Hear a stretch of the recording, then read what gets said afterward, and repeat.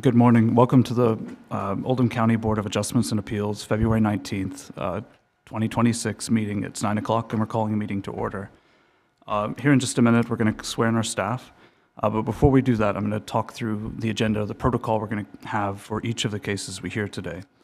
We're going to have each of the cases and applications read in by the board secretary or Laura in this case. We're going to have a staff report and any questions to the board, or by the board to the staff. We're going to have any letters that were received in support or opposition will be read in as well. We'll have a presentation for about 20 minutes from the applicant or the representative. At that point, we'll have testimony from anyone speaking in favor of the applicant. We'll have testimony from anyone speaking against the applicant or against the application, at which time we'll also have questions by the board to those who oppose. That'll last for 10 minutes. After that, we'll have a rebuttal by the applicant for 5 minutes, questions to the applicant by the board, rebuttal by the opposition for 5 minutes, then questions if necessary by the board. We'll have final statement by the opposition with no new testimony introduced, and then we'll have a final statement by the applicant for 5 minutes with no new testimony introduced. We'll have any final questioning by the board to any party. The board will then close the floor, discuss, and make a motion. And in each motion, we'll have a statement of conditions in the motion to approve, and we'll talk about any other evidence that is part of that record, at which point a final decision will be made. Please make sure all of your cell phones are set to vibrate or silent. If you have to take a call, just step outside the room to take that. And that is general protocol we'll have today. Our first application we're looking at is OC 26004, and we have to remove this from the table. Do we have a motion to do so? I'll make that motion. Okay. Do we have a second? Okay. So could we please read in OC 26-004? Yep, OC-26-004. An application has been filed requesting a location variance and front yard setback variance for an accessory structure on property located at 2310 Ridge Road in Pendleton. And I skipped one step. We do have to swear in our staff first. Sorry. Do you solemnly swear to tell the truth, the whole truth, and nothing but the truth? I do. Thank you. Thanks.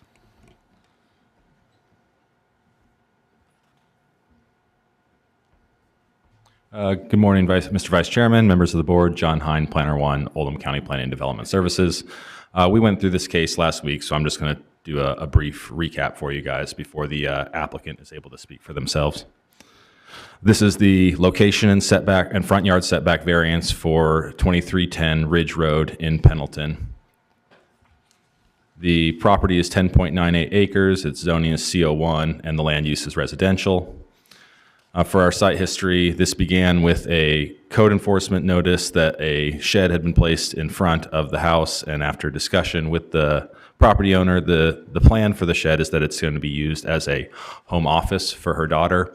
Now, in this case, the home office generates no traffic. There's nobody coming to there, so the new condition of approval that we've added from last month's hearing was that a administrative home occupation permit be required to be obtained. Those are $25 and reviewed by our office. So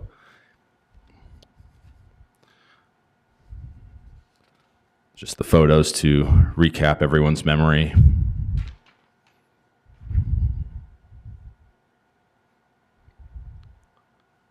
And then the ordinances that brought us here.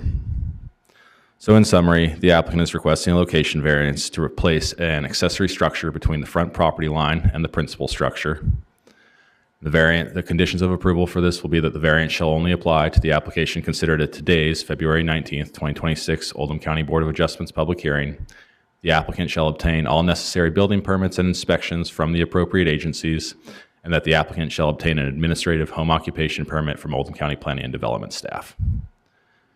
And for the front yard setback variance summary, this is a 20-foot request. The required front yard is 50 feet. The requested front yard is 30 feet, so the variance requested is a 20-yard variance, 20-foot front yard setback variance.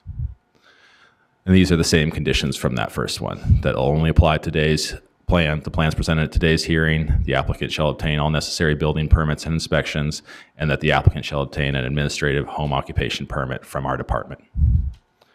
If you guys have any questions, I'm happy to help answer. Were there any letters received? No letters received in favor or against. Okay, thank you. Could we have the applicant come up? And when you do, we'll have to have your names and addresses, and then we'll swear you in.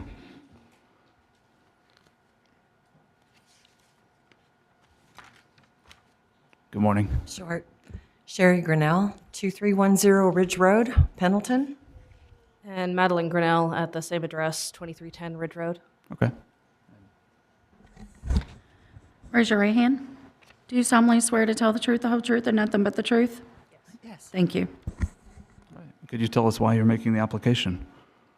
So the application, the land that the shed is set on, there is a large slope any further back, and so placing it any further back towards the front of the home would require a lot more soil removal, and I didn't want to mess with the natural drainage of the landscape because we have a lot of wildlife on our land, so I wanted to do as little modification to the natural landscape as possible. Keeping it up towards the front had more solid, flat ground. We'll still have to fill underneath of it slightly, but not nearly as much as if we had to deal with the almost 2-foot drop to put it behind the house. I was also trying to avoid messing with the septic system. I was trying to avoid the gas easement, and I was trying to avoid messing with any of the utility placements that had been there before we moved onto the land. And I wanted it to be easily accessible for me to go in and work on my artwork, because I have called the shed a home office in the way that someone would call their man cave a home office in their basement. I'm going to go in there and paint, draw, work on digital artwork, and then go back in the house. There's not really going to be any business conducted there, so it's to put it a little less flowery, it's a she shed. Okay. And the other reason why it's up at front is my adopted sister lives with us, and she has some mobility issues, and so that flatter ground is easier for her to access as well, rather than having to go all the way around the house to access the shed. Thank you. Does anyone else on the board have questions? I don't think I have any questions. Okay. All right. Thank you very much. Is there anyone, that's it for now, or at least we're going to ask and see if there's anyone else in the room who has any testimony to speak in favor. Okay. Just to confirm, no one else in the room is here to speak in favor of the applicant. Is there anyone to speak in opposition to this application? Okay. I don't think that you, just to offer it, do you need time to rebut anything that may have been just said? I've spoken to most of my neighbors. None of them really care. Yeah. Just out of curiosity, how close are the nearest neighbors? Like, is this front yard visible from any of their yards? The front yard is visible from our across the street neighbor, who is actually the one that we helped contract for the electricity, so we know they're fine with it. And they had to apply for a variance for the shed that they put on their property, so yeah. Okay, thank you. Yeah. Okay. Do you have a final statement to make or anything else? This just basically creates a space for her to have a better work-life, balance, so that when she's in the house, she's like doing house things. When she's out there, she can concentrate on work. You can support her art. She has a Ko-Fi. Party. Don't do that. This is a court proceeding. All right. Well, thank you very much. Thank you. With that, we'll close the floor and open it up for board discussion. I don't have any problems with Okay. this. Yeah, I heard a couple of different valid reasons to support granting the variance myself. Do we have a motion? I make a motion to approve the 20-foot yard setback variance because it will not adversely affect the public health, safety, or welfare, and will not alter the essential character of the general vicinity, will not cause a hazardous nuisance to the public, and will not allow an unreasonable circumvention of the requirements of the zoning regulations because the requested variance arises from special circumstances in the slope of the property which do not generally apply to the land in the general vicinity or in the same zone in reference to docket number 0C-26-004. All in favor? Hold on. The conditions of approval are that the variance shall only apply to the application considered at the February 19th, 2026 Oldham County Board of Adjustments public hearing. The applicant shall obtain all necessary building permits and inspections from the appropriate agencies, and the applicant shall obtain an administrative home occupation permit from the Oldham County Planning and Development staff. Okay, do we have a second for that? I'll second. Okay, all in favor? Aye. None opposed, motion passes. We still have to do a variance for the location as well. Right? Is it two, okay, do you want to make that one as well? Yeah. I make a motion to approve the variance of the front yard setback for the location, for 20 feet for the location of the property at 2310 Ridge Road in Pendleton, because it will not adversely affect the public health, safety, or welfare, will not alter the essential character of the general vicinity. It will not cause a hazardous nuisance to the public and will not allow an unreasonable circumvention of the requirements of the zoning regulations. Conditions of this approval are that the variance shall apply only to the application considered at the February 19th, 2026 Oldham County Board of Adjustments public hearing in regards to OC-26-004. The applicant shall obtain all necessary building permits and inspections from the appropriate agencies, and the applicant shall obtain an administrative home occupation permit from the Oldham County Planning and Development staff. All right, thank you. Do we have a second? I'll second. All in favor? Aye. Aye. None opposed, motion passes. Thank you very much.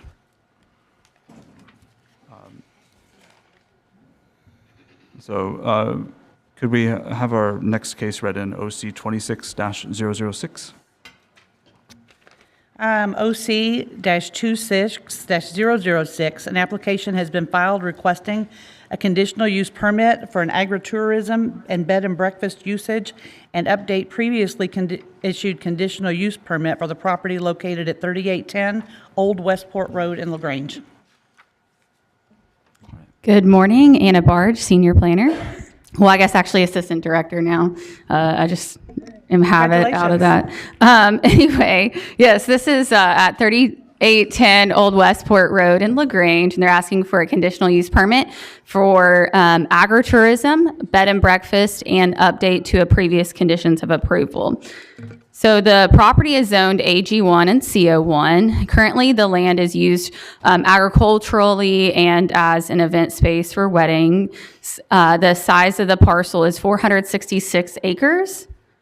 So on July 17, 2014, the Oldham County Board of Adjustments approved a conditional use permit for a private club to host events at the Ashbourne Farm. The motion carried on a vote of 5-0. So this was prior to our event venue ordinance being created. So now if they were wanting to do that today, or anybody else wanted to do an event venue today, they would go through our event venue ordinance. The agenda was posted to the website on January 30th. Adjoining property owner notices were mailed that same day, and public notice appeared in the Oldham Era on February 12th. So here's the parcel. It crosses both sides of Westport Road. As you can see, it is pretty sizable. So the darker green is the CO1 zoning, and the lighter green is AG1 zoning. The property is at 3810 Old Westport Road in LaGrange. It is better known as Ashbourne Farms. It's 446 acres with other properties surrounding the parcel that are also owned by Ashbourne Farms LLC. The applicant would like to use the property for agritourism usage, including farm tours, Farmer for a Day program, and other educational programs. According to zoning ordinance 020-040 and 030-040, agritourism is considered a conditional use. The applicant also has 2 residential structures with a proposed usage of bed and breakfast. The farmhouse is 5,000 square feet and has 5 bedrooms and 5.5 bathrooms. The lodge is 2,250 square feet and has 3 bedrooms and 2 bathrooms. According to zoning ordinance 020-040 and 030-040, bed and breakfasts are considered a conditional use. Additionally, the applicant would like to update a condition of approval for the previously issued conditional use permit to allow for exterior music for events to continue until 11 p.m. So these are the 3 areas we're going to look at. So this is some of the farm area. This is one of the houses for the bed and breakfast, proposed bed and breakfast. Another house for the proposed bed and breakfast is over here, and the event venue space is right here. So as you can see, the event venue space is not near anything else. So that's why they're proposing for the weddings. They feel like it's not going to disturb other people to have the music at least 1 more hour later. So these are some photos provided by the applicant for the agritourism. They do quite a bit of agricultural farming and products that they bring to market. And here is one of the bed and breakfast sites, the lodge. Here's another photo of it. And here's the farmhouse. Another photo. So in our agricultural zoning regulations for the conditional uses and our conservation zoning regulations, you can see agritourism and bed and breakfasts are on both of these. And here are our regulations for agritourism buildings.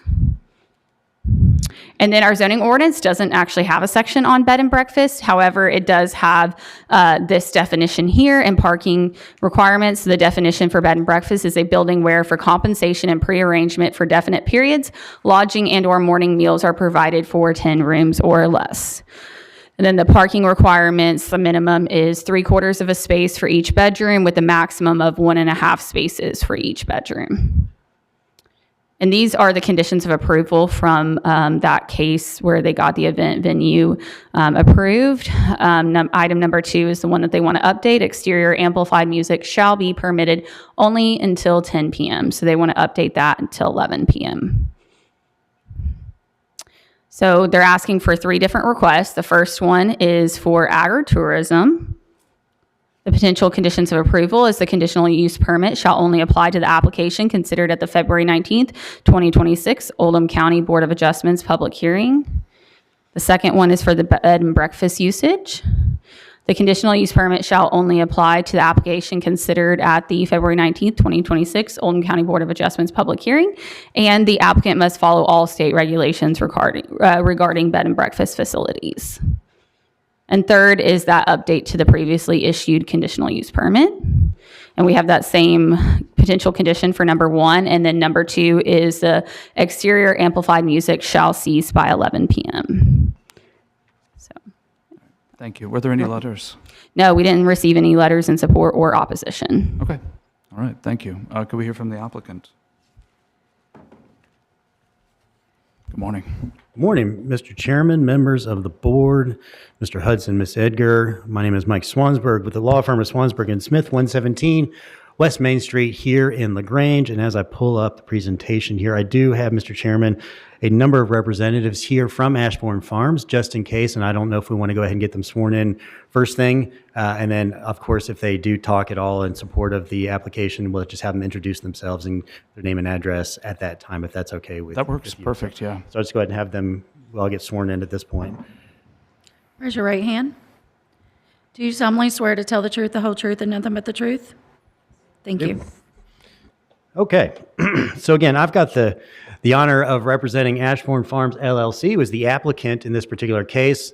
There are, as Assistant Director Barge, congratulations, by the way, has already indicated and done a very good job of. We're actually here for 3 total purposes, 3 requests today. I'm going to walk through each one of them and talk about the basis for it and why ultimately we feel good about you all hopefully voting in favor of each of these 3 requests. So let's go ahead and get started here. We got a lot of material to cover, and if you give a lawyer a mic, he's going to talk for a long time. So the request, as you talked about before, just to reiterate here, what Ashbourne Farms is looking to do are 3 things, 3 uses for that property located at along Old Westport Road, just north of downtown LaGrange here. Namely, 1, to use the property for agritourism purposes. And we kind of talked about it a little bit. I'm going to get a little more into that and what that is here in a second.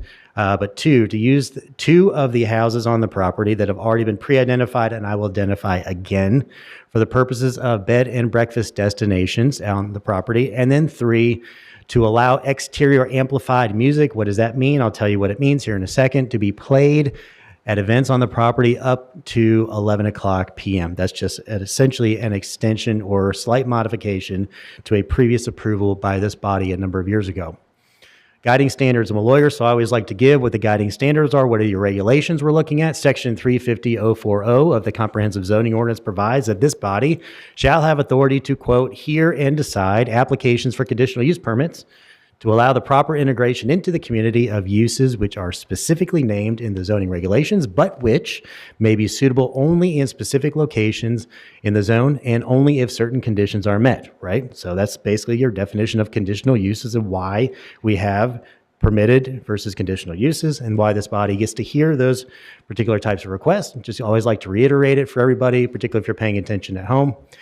In addition to that, what are the things that you're looking at as part of a consideration for a conditional use permit? First, in this context, the Board of Adjustment shall find the proposed use to be essential or desirable to the community and not in conflict with the elements and objectives of the comprehensive plan. Oldham County Comprehensive Zoning Ordinance, Section 260-010. And then as part of that proposal, we should demonstrate the request's compatibility with surrounding land uses and the general character of the area. That's also within the Comprehensive Zoning Ordinance, and we should show whether the necessary public facilities, both on-site and off-site, such as transportation, sanitation, water, sewer, drainage, emergency services, education, recreation, etc., will be adequate to serve the proposed use. And in this case, I would submit to you all that that issue is completely non-existent in terms of a problem. The resources here are more than adequate to cover all of the uses that we are going to go ahead and talk about.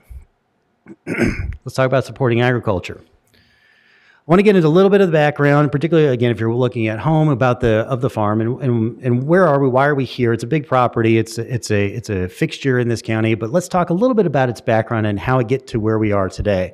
Ashbourne Farms is a legacy of W.L. Lyons Brown, the former chairman of of the board of Brown Forman Corporation downtown, and Sally Schallenberger Brown, who is a diplomat and internationally recognized powerhouse in her own right, who built the property along Old Westport Road and Kentucky US 42 into hundreds of acres, as we talk about, of pristine Kentucky forest and farmland. That's Mr. Brown with a Scottish Shorthorn cattle. That was actually the original use when they purchased the property. They used it to breed Scottish Shorthorn cattle, and the landscape, more or less, had been dominated by that for a long period of time. The Browns actually would become, Mr. Brown, along with his brother, would actually become some of the premier shorthorn breeders within the entire United States, all here in Oldham County. Today, for example, those Scottish Shorthorns don't exactly dominate the landscape anymore like they might have. And what the farm does at its core continues to be both a working farm. It is still very much a working farm, and also a staunch champion as an event space, but a staunch champion of that farm-to-table concept that has taken root across the United States to get people to understand, one, where their food comes from, and two, how they can eat healthier by virtue of getting food sources that come naturally and hopefully also come locally. That is a big time concept that they are advancing and would love to continue to advance through those concepts that we're asking you all to help support today. Agritourism, this is a big one we talk about. So that's my very crude, looks like a crayon drawing of the zone. I tried to do this on the laptop, please forgive me. In terms of the zoning, my colors are a little different than the one that Ms. Barge put on here, but the total Ashbourne Farm spans about 2,250 acres. We're not talking today about all 2,250 acres. We're talking about this particular parcel that has been subdivided within that total 2,250 acres. As Ms. Barge indicated, it's a little more than 400 acres. This has been zoned both Ag1, AG1, which is the pink you see on this screen, at least what I see is pink on the screen, and then CO1, which is the green down here. The three areas that we're going to be talking about identified all fall within the pink Ag 1 corridor, but again, just for your benefit, the property itself has both zoning designations for consideration. So what's an appropriate conditional use for Ag 1? What we're talking about again right now is agritourism, and agritourism buildings, as Ms. Barge has already indicated, is in fact a conditional use. It is a permitted use upon approval by this body for these particular types of properties. It is a conditional use for Ag 1, which again is the property we're talking about. Also, as Ms. Barge indicated, just for our benefit, it is also a conditional use that may be approved for CO1 property. So we have no question or concern about whether or not the regulations and the property, the way it is currently zoned, can in fact be used for this purpose. It only just has to be approved by you all as a conditional use. That's why we're here today. So you already saw these three areas highlighted earlier. Again, this is the property we're talking about. Predominantly speaking, the agritourism concept is really going to be spearheaded by this section of the property up here. This is where the existing farm buildings are. This is where your farm equipment is primarily housed. This is where, for example, the animals in many cases are, many of the animals, I should say, are in fact located. In this particular area here. This is the part where we talk about on the northern part of Old Westport Road, where they hope, for example, to implement, you may have already heard it, Farmer for a Day program, a small summer camp. We're not talking ridiculously large summer camps with thousands of kids, anything to like that. We're talking a small scale entity that will allow them to partner with the community, whether it be just Oldham County, whether it includes Louisville, for example, whether it includes Henry County, Trimble County, whatever that might be, for them to come in and learn about agriculture and learn about the rural lifestyle that dominated the United States up at least until the late 1800s. And so it's a concept to understand. Where does your food come from, for example? Where does your milk products come from, for example? What are different types of animals that are out there that if you're in, for example, certain parts of Louisville, you may have never seen a cow. And I know that sounds silly, but I suspect, actually, I know, anecdotally speaking, there are people, for example, that have never seen live animals other than dogs and cats. So we want to understand, hey, this is not just that they exist, but they are a predominant part of our everyday living here in this country. And we want them to understand, who are they, where are they, where do they come from, et cetera. So this is part of that whole concept that they're talking about. And adult education workshops. It's not just about summer camps for kids. It is about allowing adults, for example, also to participate in agricultural programs. Some of the things that we've talked about, I'm going to go ahead and just tell them out loud if you guys are okay with it, but I'm super excited about this. For example, tapping into maple trees for maple syrup. That's pretty exciting as far as I'm concerned. Mushroom development, for example, Mr. Hine over there, we're looking at you in terms of mushroom development. Beekeeping, for example, all of these things that, that a lot of folks take for granted that actually end up resulting in or creating those food products that we consume day in and day out. And we don't even think about it. But you have an opportunity through some of these programs. These are the things that they want to do. They want to create programs whereby individuals, you and me, for example, can show up and learn how these things work. It's pretty exciting if you think about it in some way. At least I find it very exciting if you can't tell by the tone of my voice. And so I hope, and their hope is that individuals will get some benefit out of also participating in this and learning about how these processes work. That's the purpose of the agritourism concept they're talking about and asking you all to help support today. Some of these pictures you've already seen. This one over here is actually within inside the farm, one of the farm buildings they've got over there, just to kind of give you an idea of how they may be set up, for example, internally for meetings, for events.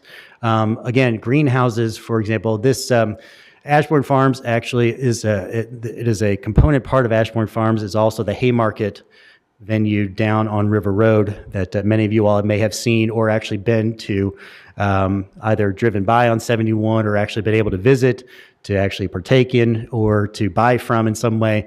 This farm-to-table concept is, again, an integral part, is very much a part of what they do here on Ashbourne Farms. And this, again, is just highlighting some of those agricultural products that they're promoting. Again, I know it sounds silly, but things like understanding, allowing kids to be able to see cows, to be able to integrate, to understand what, cattle and other livestock might do for us in terms of society, both from a food consumption or from a work perception.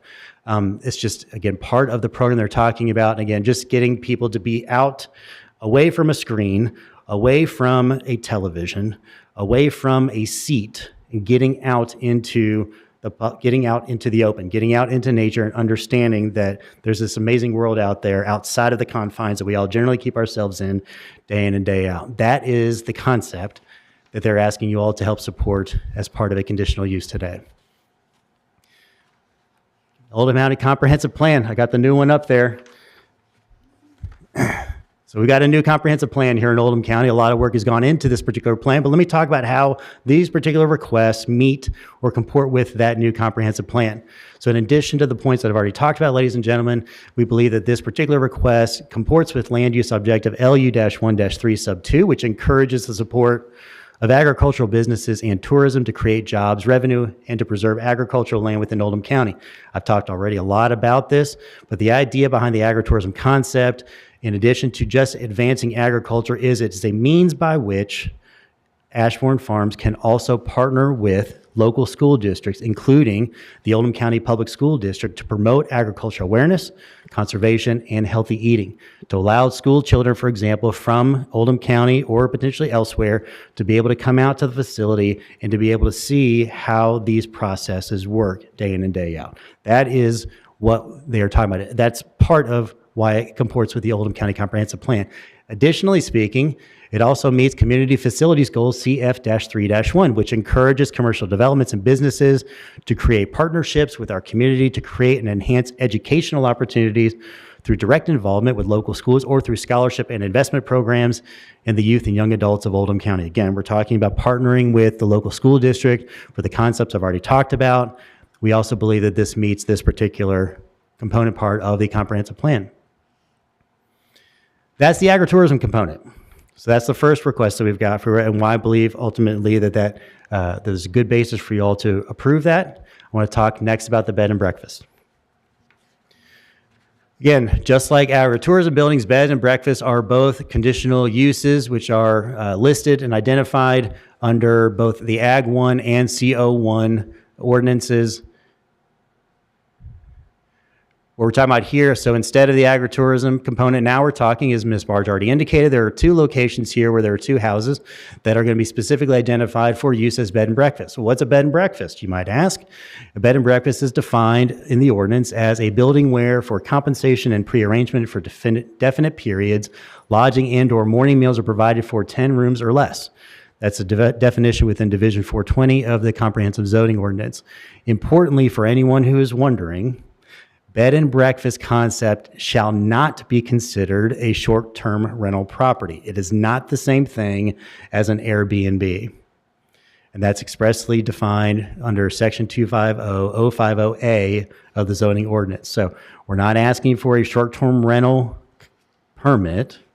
We're not asking for a conditional use on that basis. We're asking for a bed and breakfast, which is different. Bed and breakfast, again, is already specifically defined. You provide meals to the individuals as part of that. For example, Ashbourne Farms is fully prepared to make that a component part of the marketing for these particular properties to be used either for events. For example, if you've got a wedding event and you want to be able to let the bride and groom parties stay at different residences on the property, they can do that, and they will be providing meals as part of that. That is the difference between, legally, that is the difference between that and, say, a short-term rental concept. It's not what they're looking to do, to the extent that anyone is concerned about that. They are distinct concepts. Let's talk about the lodge. So the lodge is actually located on this part over here, closer toward US 42 on the map. This is the lodge B&B that they are looking for approval on. Here's the inside of the lodge. I mean, so we had an opportunity, I've had an opportunity to go out to this property a couple of times now. We actually had, one of the times that we came out here, what we did, we actually invited the staff for planning and zoning to come out, and unlike, for example, inviting someone to your house to see your garage that you might want to use for a short-term rental or something like that, we wanted them to understand kind of what we were talking about so they could actually see for themselves these concepts and understand kind of our requests.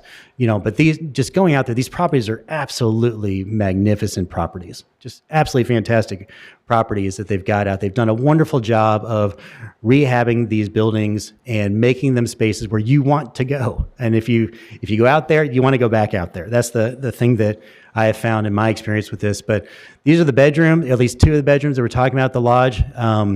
where you've got, again, these are the accommodations as part of the bed and breakfast that we're talking about. These would be part of those that are provided for those events that we talk about. Or quite frankly, it doesn't have to be event related. It can in fact be somebody who just wants to get away for a weekend. They will be available for that purpose as well. So that's the lodge. The other house is the farmhouse. This one's much closer over toward the event space, and it's located in this section of the property. Here's the farmhouse. This is the original farmhouse on the property. This was the farmhouse that was there at the time that the Browns purchased the property and made it into the property that it is today. So we've got, again, the concept here on the front porch. This is actually the kitchen. The house has been completely renovated internally speaking. For example, the kitchen was significantly overhauled. We're talking walls being removed, for example. We've got kitchen expanded now. They've got for example, the cabinetry, the appliances, everything has essentially been updated and put in there as new to make it a space, for example, that when you go there, you're not wanting for anything when you're actually participating or using the facility. So again, these are two of the photos talking about the internal. These are some of the bedrooms that we've got at the farmhouse that will be available for this concept as well. And again, providing meals for them, for anyone who may be staying there. But these are going to be some of the locations, the beds that are going to be utilized, bedrooms that are being utilized for that bed and breakfast concept. Comprehensive plan again, because again, we have to talk about the comprehensive plan in this context. How does the bed and breakfast concept meet with the comprehensive plan?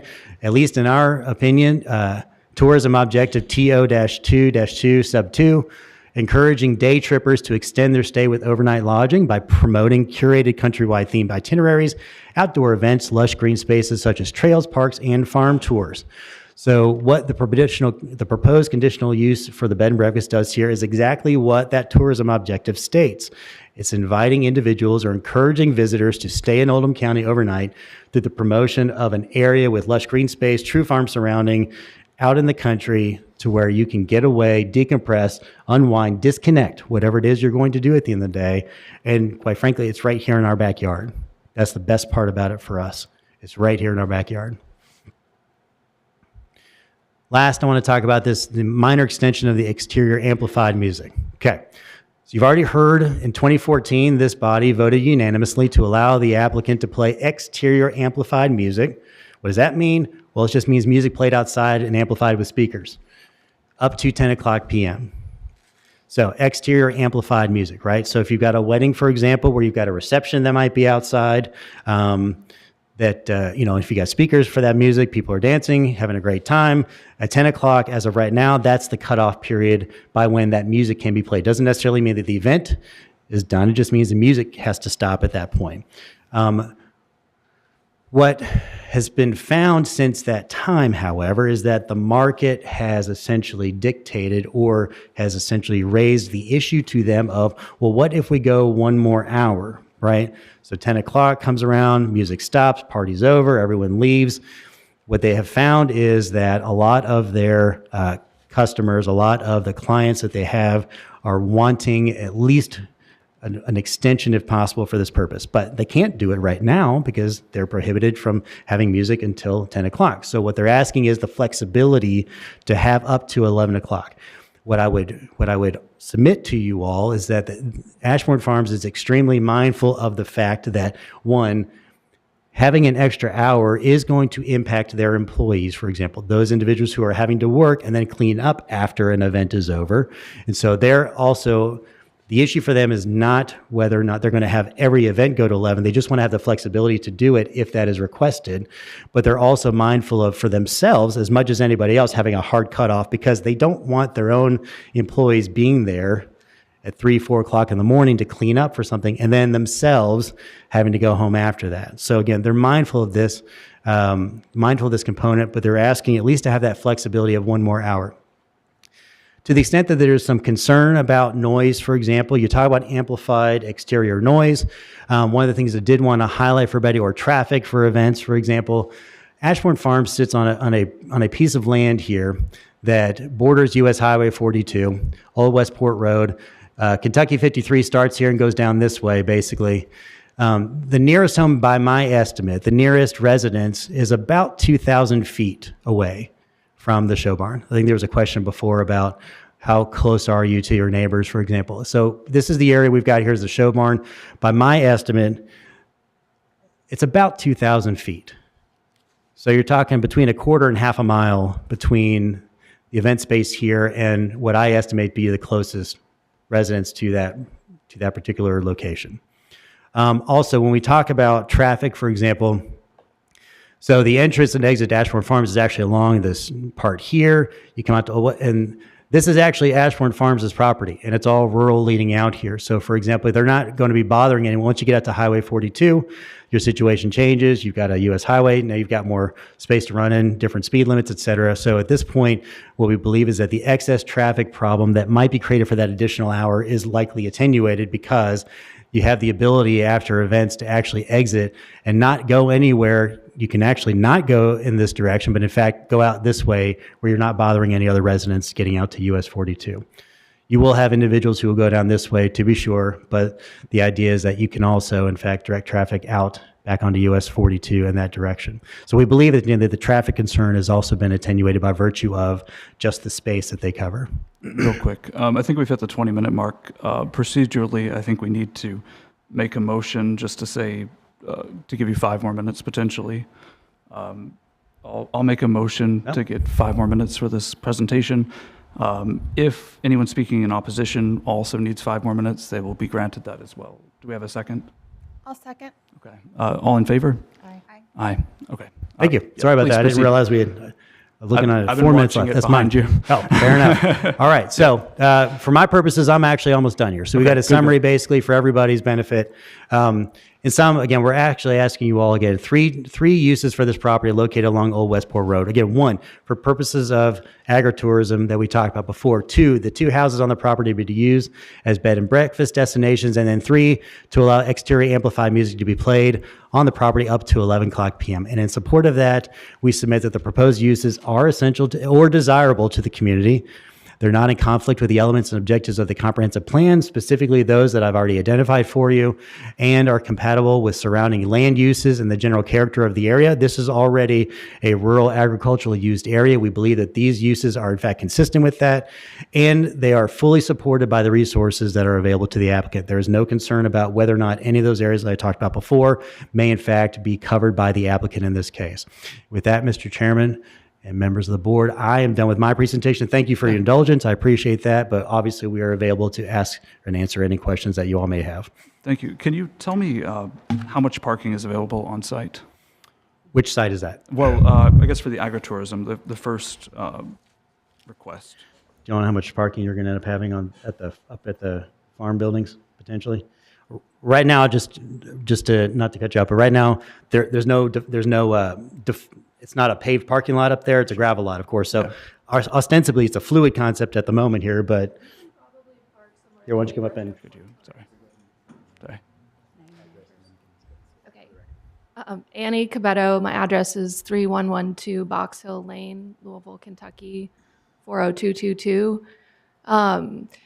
It's like he mentioned, it's a gravel lot now as well as grass that people can park on, but we're estimating no more than 30 cars at any given time being on that side. Okay. And did you say it could hold 40 roughly? I think it could, yeah, just given the number of vehicles that we have for employees coming in and out of there. Yeah.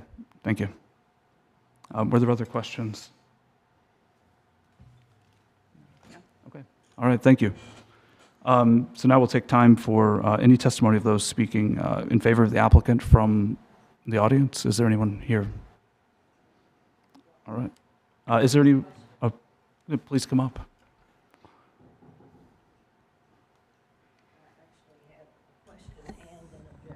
Okay. Well, then that's actually next. So we'll have testimony of those who may be opposing. So could you please tell us your name and address? Rebecca Spittler at 4000 Hawthorne Road, LaGrange, 431. And then we'll have to swear you in. Raise your right hand. Do you solemnly swear to tell the truth, the whole truth, and nothing but the truth? I do. Thank you. All right. My question is whether this change would in any way, potentially at least, affect the conservancy of Ashburn Farms? Which Yeah. I understand is. We'll let them address that in their rebuttal. You had a comment as well? I have an objection. Oh, okay, go ahead. I'm a fan of Ashburn Farms. My only objection is to the extension of the amplification of the music from 10 to 11, because we live close enough that the music is it's disruptive. You know, we kind of dread the nights when they have events. And where do you live in relation to that event space? You I'm said sorry, Hawthorne. You're on Hawthorne, you said? Where do you live in relation to that event space? Just east of the event center Okay. on Hawthorne Road, which adjoins, like our property adjoins the farm. Okay.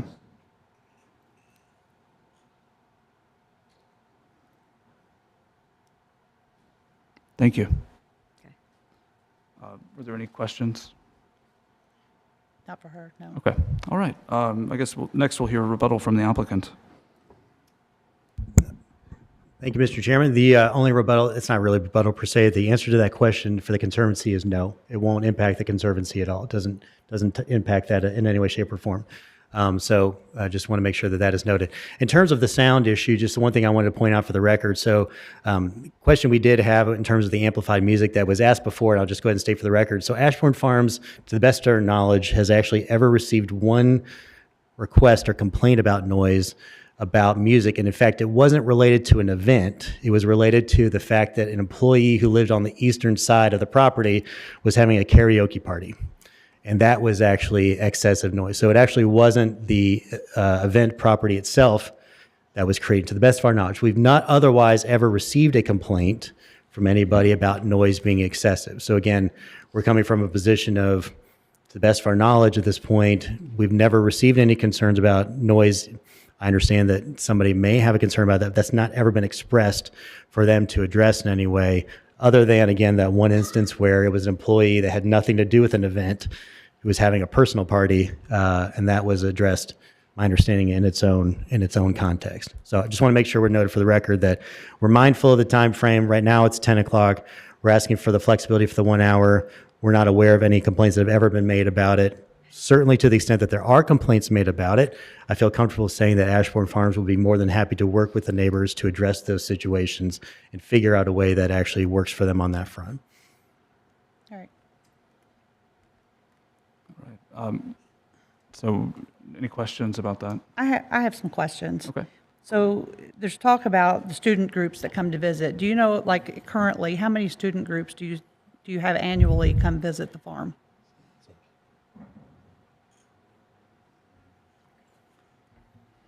Hi, my name is Tony Myers. My address is 1186 Curry Pike, Harrodsburg, Kentucky, 40330. Oh, you already been sworn in? Yeah. Okay, so go ahead. I'm sorry. So the school groups, I come from a background in education. I taught agriculture for 25 years before I came to Ashburn. We would love to host a classroom size, like 25 to 30 at a time. We would open up days of the week. We could do a 60-minute tour or 90-minute tour. Does that answer your question? So have you had groups in the past come, and how frequently? We've had does that some, happen? just some small groups come in the past, and just saw the reaction, and that's what got all this started. We'd like to expand that even more so. Okay. Do you currently host any of those educational opportunities for adults, or is that something new that you're looking at doing? We're looking at launching them this year as well, yes. Let me see if I have any other questions. Hold on. How often are events hosted at the venue with music? So like, is that an every weekend event? Is it I'm the 20 farm times a manager, year? so Okay. I'll let Annie handle some of the venue questions. So in general, we have about 20 events a year at the farm, and up until this point, we've never had more than 2 in any given year that have an interest in having the music outside. Most of our clients do their bands and their dancing inside the venue. every once in a while you have somebody that wants all of the downstairs for seating and therefore they want to do it out on the patio instead. So twice a year is the max we've ever had. Thank you. That's it. All right. Okay. With that, we'll have any rebuttal by the opposition or anyone opposed, if anyone would like to make any more statements. All right. The next step is, go ahead. Okay. Did you have anything you wanted to say in response?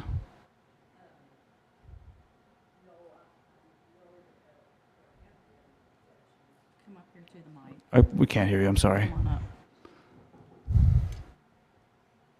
I know that there have been objections to the exterior music because we have called the next day and said, you know, what, I'm sorry. We have raised objections in the past. Okay. And was that directly with them or with, like, sorry? was that directly with Ashbourne Farms? Yes, Okay. yes. Was there any effort made by on the part of Ashbourne Farms to try to correct that for future or to try to, so No there were no idea. conversations between the two of you? I have no idea. Well, I have had discussions. I have called the lady in the office to let her know that, you know, it was a problem. And So when they host events inside, do those produce the sound that's the problem, or is it only when the music is outside? I assume it's the exterior music. Okay, I don't know. thank you. All right, thank you. Finally, any final statements for those opposed? And to finish everything up, we'll have final statement by the applicant. Mr. Chairman, members of the board, again, thank you for your time. Thank you for your indulgence. I really appreciate both those questions and the questions, concerns raised by individuals in the community as well. It's always good to have a good, fulsome conversation about these particular projects and ultimately educate everybody as to any concerns that might be out there. So we do appreciate that, and obviously we'll make sure that those are noted for our own benefit to the extent moving forward. Whether or not you all approve it, that's still a consideration for us. But arguably, we're still here asking you all hopefully to approve these three requests. Again, we're talking about the use of property for agritourism, 2 houses on the property for bed and breakfast designations, and to allow that exterior music to be played for 1 more hour than has already been unanimously approved by this body. In support of that, again, I would just note that they are essential or desirable to the community. Again, we're talking in the grand sense. This is a very successful entity, a successful business that wants to expand its opportunities, not just for itself, but or not all, for a number of individuals in the community, whether it be school children or adults, to get an understanding of those areas that we talked about, at least I talked about at length before. It is not in conflict with the elements and objectives of the comprehensive plan. In fact, it actually meets a number of those elements, as I've already identified. It is compatible with the surrounding land use. This is a massive agricultural facility. It is going to continue to promote and be consistent with that agricultural character, and it is fully supported by the resources available to the applicant. We believe that it meets the criteria that is required for you all to give approval of these conditional uses, and respectfully ask, again, that you approve those 3 requests. Thank you again for your time and for those questions. Thank you. I actually have a question for our staff. Are there other venues of similar nature in the county that have timeframes in which music is allowed to be played externally? Yes, most of them are till 10 p.m., I believe. Okay. Because I was researching those. Yeah, okay. And then a question for, I guess, the applicant, about how many missed opportunities have there been because of this 10 o'clock cutoff? You don't know if they're...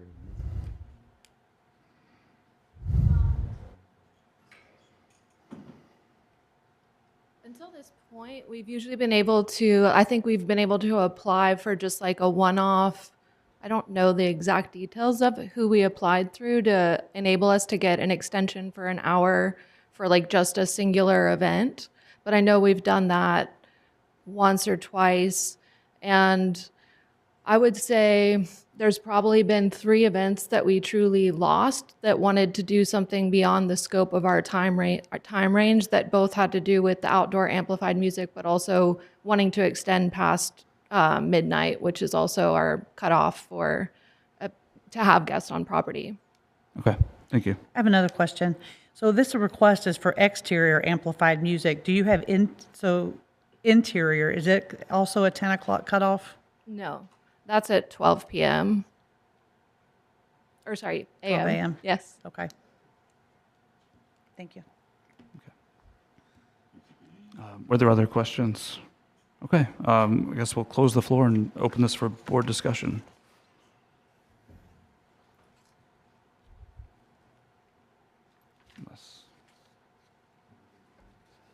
Yes, we'll go through these one at a time for the motion purposes. Okay. When you're ready to, if anyone's ready to make a motion.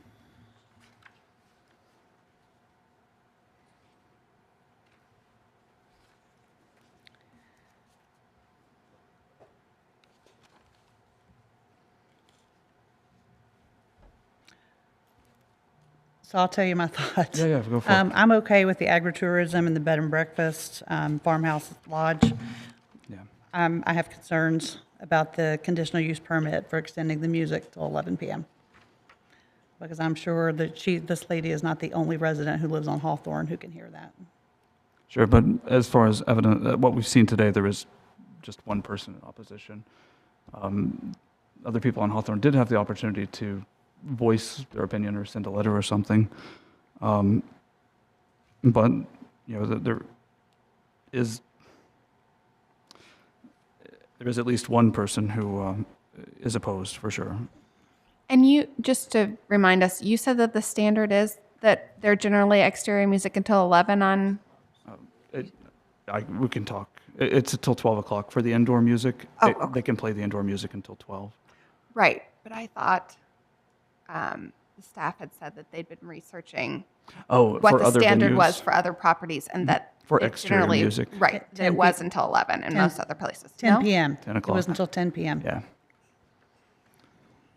So yeah, I'm kind of in agreement with Laura based on what we've seen today, where I see enough support and enough reasoning to approve the first and the second conditional use permits, but at this point, and primarily because of the potential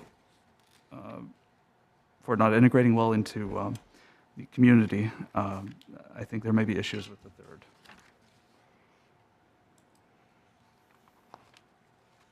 So are we ready to move forward with the first motion? Yeah, I think so. Unless there are any more questions, Amanda? Okay.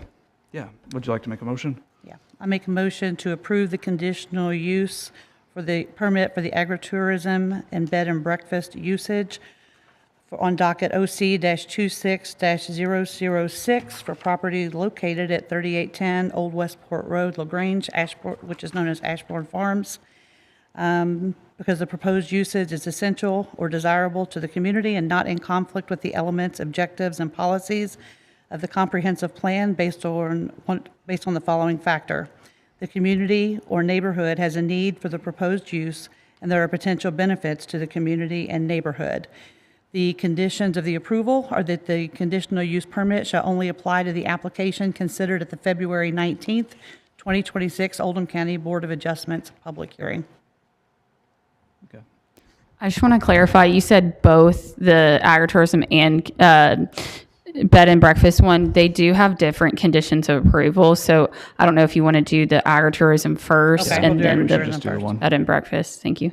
And then to add, just to say, based on the evidence and testimony seen today. Yep, based on the evidence and testimony that was given today about the usage, yes. Okay, I'll second. All in favor? Aye. Aye. Aye. Any opposed? Motion passes. All right, for the second one. Do we have a motion? Yeah, I'll make a motion to approve the conditional use for the bed and breakfast and lodge located at Ashbourne Farms, 3810 Old Westport Road in LaGrange. That's on docket 0C-26-006 because the proposed use is essential and desirable to the community and not in conflict with the elements and objectives and policies of the comprehensive plan based on the following factors: the character and objectives of the proposed use and the impacts on the community and its surroundings are appropriate, and the community and neighborhood has a need for the proposed use, and there are benefits to the community and neighborhood. The conditions of the approval are that the permit shall only apply to the application considered at the February 19th, 2026 Oldham County Board of Adjustments public hearing, and the applicant must follow all state regulations regarding bed and breakfast facilities. All right, do we have a second? I'll second. All right, all in favor? Aye. Aye. Motion passes. Now for the third motion. Okay, for OC-26-006, I make a motion to deny the conditional use of the conditional use permit for allowing exterior music amplified past 10 p.m. because the proposed use is not essential or desirable to the community. It's in conflict with the elements and objectives of the comprehensive plan and is not in compliance with the zoning regulations. Based on the factual information that we heard today, that the neighbors can hear this, and it would be in violation of what the ordinance actually says. Okay, do we have a second? I'll second. All right, all in favor? Aye. Aye.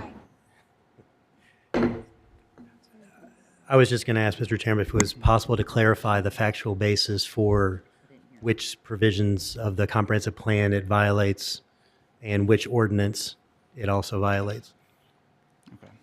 Ordinance may have been out of, it's the planning and zoning conditional use that says it's only available until 10 p.m. Isn't that what the? It was their previous Approval. Okay, I'm sorry. So right here from 2014. Okay, well, the motion, we can redo the motion if you'd like it reworded.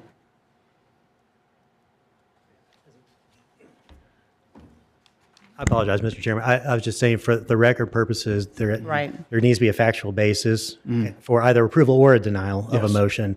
And for our benefit, understanding what the factual basis is. So if there's a discussion about it not meeting the elements of the comprehensive plan, our question is, what is the factual basis? What testimony or factual basis was there to support that finding so that we understand what that is? So if there's also an ordinance that provides that it limits to 10 o'clock, for example, the question is, which ordinance is that, so we can also identify that as the factual basis. Just give us a moment. Yep.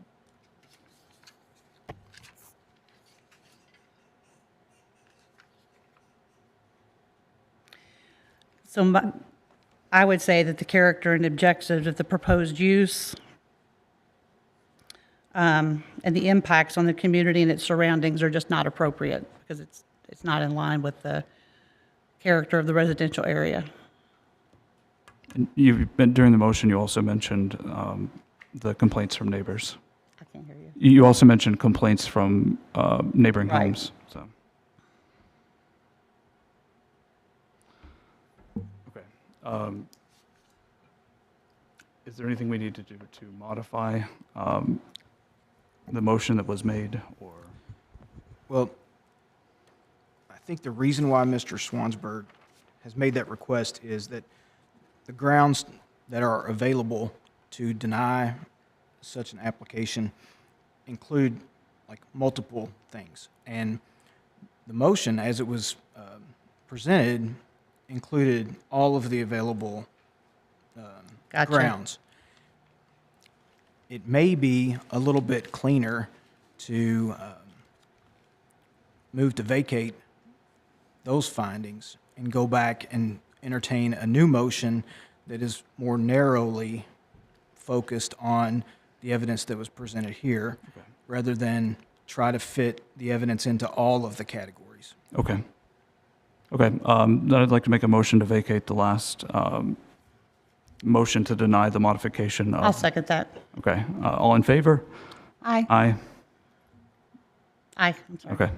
So that motion passes.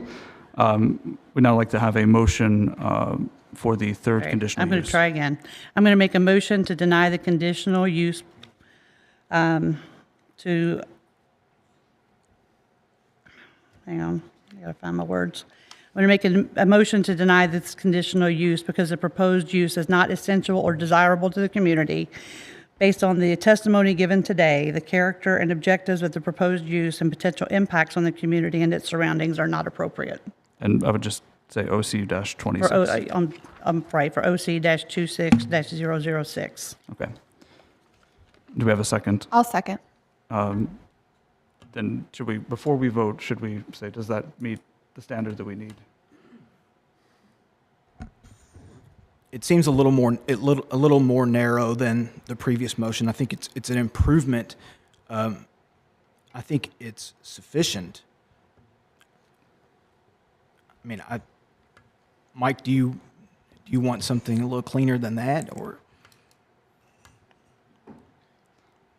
No, again, just for record purposes, and just want to make sure that at the end of the day, to the extent not just the individuals here, but anyone who may be watching also understands that, and again, I don't mean to patronize you all, you all know how to do this, but obviously in the context of anytime you have a motion before the body, either to approve or deny, there has to be a factual basis that supports the findings based upon the testimony presented in the record. And so the question I had based upon the original motion was that there were identifications of certain ordinances or certain standards that had not been met, and the question was, which ones were they based upon the testimony and the factual record? So to the extent that the motion identifies from the members of the board's perspective that it another basis in some way, again, there just has to be from my perspective, a factual basis for it found in the record based upon testimony that was entered into the record on this front, whatever that might be. Of course, I don't get to make that decision. That's the fact finder's decision. But that's the reason why ultimately I made that original request. I'm not looking, in fairness, the motion I'm really looking for is one to support it. So I'm not looking for one in denial. So to the extent, that there is one that if it is not a support, then again, the only request that we just make is simply that we can identify. So to the extent that they want to come back at some point with support for that request, that they have the basis to understand what it was originally, so they can potentially address if they want to come back at some point. That's part of the reason why we do it.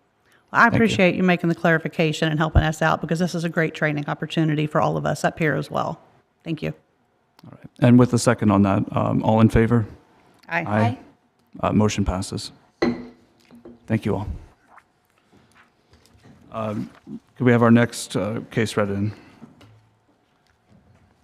OC 26-007. OC-26-007, an application has been filed requesting a street side yard setback variance for property located at 4217 West Highway 146 in Buckner. Good morning, Sandy Rogroden, Oldham County Planning, Planner 1. An application has been filed requesting a street side yard setback variance for property located at 4217 West Highway 146 in Buckner. The property is zoned C1, the land use is commercial, and it's 0.382 acres. The site history: on November 26, 1974, the Planning Commission recommended approval of a zoning change from R2 to C1. On December 3, 1974, the fiscal court approved the change. The agenda was posted to the planning website on January 30th. Adjoining property owners were noticed on February 2nd, and public notice appeared in Oldham Era on February 12th. Here is an aerial of the property. Here is the zoning of the property. You see this, it's C1 and it's surrounded by residential. And this property right here is also used residentially, but it's zoned C1. And then you have the I-2 across the street. The applicant is proposing to expand their existing martial arts studio. The applicant states that they have outgrown their existing facility and would like to build a new, larger structure on the same property. According to the applicant, the variance is required because the size of the existing building does not support a growing martial arts business. An application requesting the street side yard setback variance for property located at 4217 West Highway 46 in Buckner. According to Oldham County Zoning Ordinance, Section 150-020, the street side yard setback requirement for properties in C1 Local Business District zoning classification is 0 feet, except when the property abuts a residential zoning district. In that case, the setback requirement of the abutting district applies. So the neighboring property is zoned R-2 residential. According to Oldham County Zoning Ordinance 060-020, the street side yard setback requirement in R2 zoning is 35 feet. The applicant is requesting a 23-foot variance. Here is the ordinance for the C1 district that shows that there's no street side yard setback in that district unless it abuts residential. Oh, sorry, press the wrong button. And so here is the ordinance for the R-2, which shows the 35 feet setback. Here is the plat for the property. I have more pictures that you're going to be able to see it better. So you see right here is the existing building, the existing martial arts studio, which will be taken down. And the new property, the new building is going to go right back here, which abuts this residential district right here. And here is a street view looking at where the new building will go. These are views from 146 and from the street. So in summary, an application has been filed requesting a street side yard setback variance for property located at 4217 West Highway 46 in Buckner. The required street side yard setback is 35 feet. The requested street side yard setback is 12 feet, if so the variance requested is 23 feet. Potential condition of approval, the street side yard setback variance shall only apply to the plan considered at the February 19, 2026 Oldham County Board of Adjustments hearing. Any questions? Do you know how far away the current structure is from the road? From the road, let me see. Okay. Okay, I'll let the applicant speak to that. And then, are there any, I guess, planned projects involving 146 in that area? One more time? Are there any projects planned for 146 in that specific area in the future?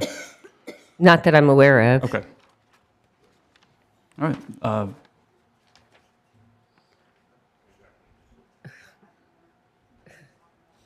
Okay.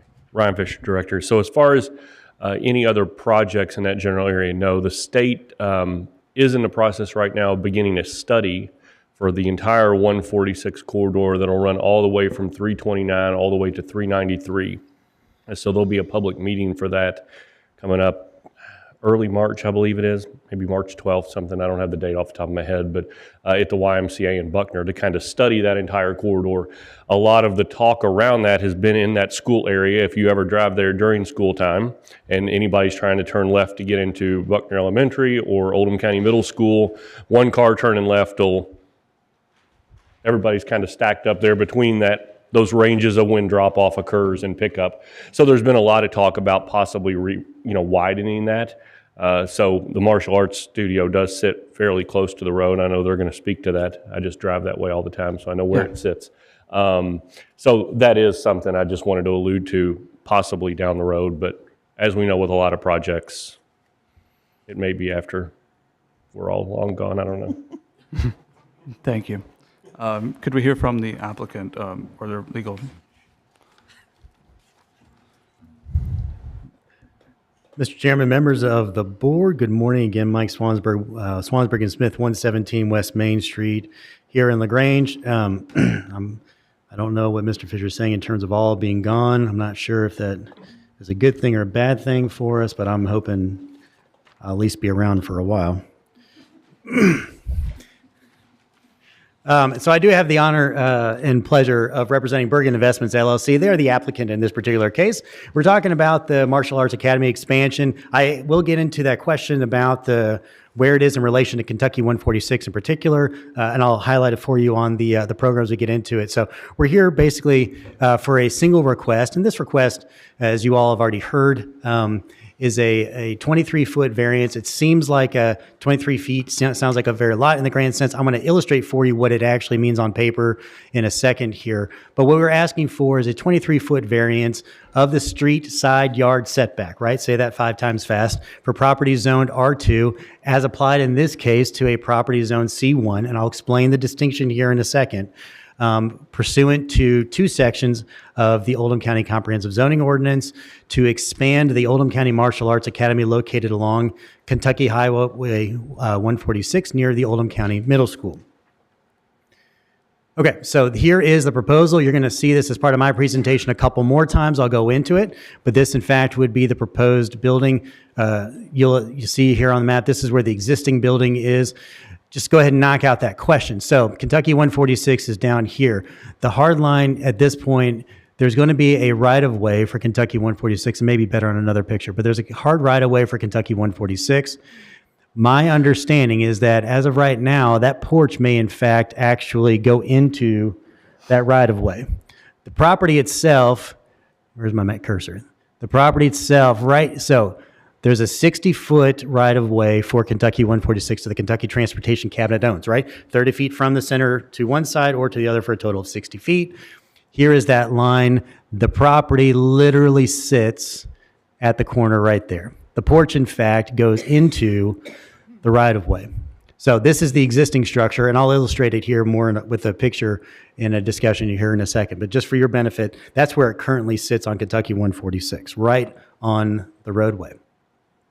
Guiding standard, as I mentioned earlier today, we talk about what the standard is for a request of this particular type. The Board of Adjustments may approve dimensional variances. We're talking about spaces. We're not talking about waivers of regulations, but we're talking about space alterations in terms of where your buildable area is going to be based upon a finding of the following. One, that the strict application of the regulation would deprive the applicant of a reasonable use of the land in a manner equivalent to the use permitted other landowners in the same zone. 2, that the unique conditions and circumstances are not the result of actions of the applicant taken subsequent to the adoption of the zoning regulations, and that the variance will preserve, not harm, the public safety and welfare and will not alter the essential character of the neighborhood. That's found in Oldham County Comprehensive Zoning Ordinance, Section 350-020, Section 2A through B. We'll talk first about that strict application of the standard. All right, so here is the zoning classification for this particular area. The property that we are talking about is this one right here, located in this C1 in the blue category. There's other C1 properties that are adjacent to it, which will become relevant here in a second. But this zoning classification is C1. It is next to the area Oldham by the Oldham County Public School District. This is presently zoned R2. Or residential 2. For whatever reason, that's just how they're zoned. I don't know if that's generally how the school districts are all zoned, if that's the case or not, but at least this one is R2. It's certainly an appropriate use for that purpose, in addition to these other areas also being zoned R2. So you've got this island of C1. The applicant's property is this one right here, surrounded by R2. That becomes important here in a second because, so the street side yard setback. All right, so we have a street side yard setback, for example. So the question is, where's your front, where's your side yard setbacks? So we're talking about a street-based side yard setback. Here's a street right here. We're talking about this particular section that fronts this road. That's the street side yard setback that we're talking about. In the context of C1 properties, which is what the applicant's property currently is designated as, a C1 property has no minimum street yard setback. You can literally border up as close as you can to the edge of that property as you want to in a C1 district, unless, as the ordinance says, unless when it abuts a residential district, in which case it shall take on that of the abutting district. So if you have a C1 property in isolation, if it sits next to an industrial, if it sits next to another commercial property, whatever that is, you can have it be 0 feet in terms of your street side yard setback. But if it abuts a residential property, a residential district of any kind, then it takes on the requirements of the street side yard setback for that district, whether it's R1, whether it's R2, whether it's R4, for example. In this case, as I've already talked about, the property abuts R2. So because it abuts a residential district on the street side, you have to adopt what the R2 setback requirement is. That's why it matters in this case. Hopefully everybody is following me at this point. Hopefully everybody watching TV, if they're watching, is following me as well. So again, presently zoned R2, so because it's abuts a residential district, you have to take on the requirements of the R2 district and apply them in this sense. So what is the requirement for R2? For R2, the minimum street side yard setback is 35 feet. So you can't build any closer to the street than 35 feet. That's the most simplistic way to say it. You can't build any closer than 35 feet in an R2 district. 35 feet. We're asking for you all to give a variance of this standard. So the 35 feet is the number as the baseline. We're asking you all to grant a variance of 23 feet so that there will be 12 feet of buildable, of gap between the street and where you can start building. I'll highlight for you here in a second about where that's going to be located. All right, so here again is the property that we talk about. I think you all have this in your materials. If you don't, then on the screen here, this again is the layout we're talking about. Here's the street. You've got R2 on this side. This is C1 here. So on the plan here, there's an existing, here's the 35-foot line right now. So under R2, if it's adopted for this particular property, what they're wanting to do again is build a building here, take down the existing building, and put in a parking space. So when you're talking about the building within this particular area, it's not just the building itself, it's also paved parking lot. So this is where your buildable space is, including the paved parking lot. So for your benefit, the restriction right here, this is where they would be required to build on this side only of this particular line here if you all do not grant a variance. They cannot build this way right now if this variance is not granted. So they could not build this particular section here. This entirety of this parking lot could not be put in there in the absence of a variance. So what we're asking again is a variance of 23 feet. So we're going from 35 feet to this point. Here's the 12-foot line. So we're talking a variance of this space here, 23 feet, so that they can build and pave the parking lot here and ensure that they've got enough space for the building to go here. Your 12-foot line would be here. So you would still have a gap here, but this is where you would still be able to build, if this variance is granted, this particular portion of the building and this section of the parking lot, if the variance is granted. In the absence of a variance, again, the applicant would be prohibited from doing this based upon the fact that they've only got so much real estate. They can't expand this way. They can't expand this way. They can only go back this way and expand within this footprint. But again, they need a variance for that purpose. Comparison to other properties. So again, one of the issues you talk about is it going to be prohibited from using the manner that is consistent with the type of property, a C1? It's a perfectly appropriate use. What they're doing now, what they're wanting to do in terms of continuing the Martial Arts Academy, perfectly appropriate use of C1. However, they won't be able to build that building in the absence of the variance granted, for example, which would prohibit them from putting in, as we talk about this front-facing, what I would say front-facing parking lot, and the building here. Whereas, for example, down here in C1, you've got front-facing parking lots, and their buildings are further set back off the property. You've also got you've got a building here that abuts an R2 property well within that 35-foot space. This is actually a parking lot, even though it's designated R2. Same with this side.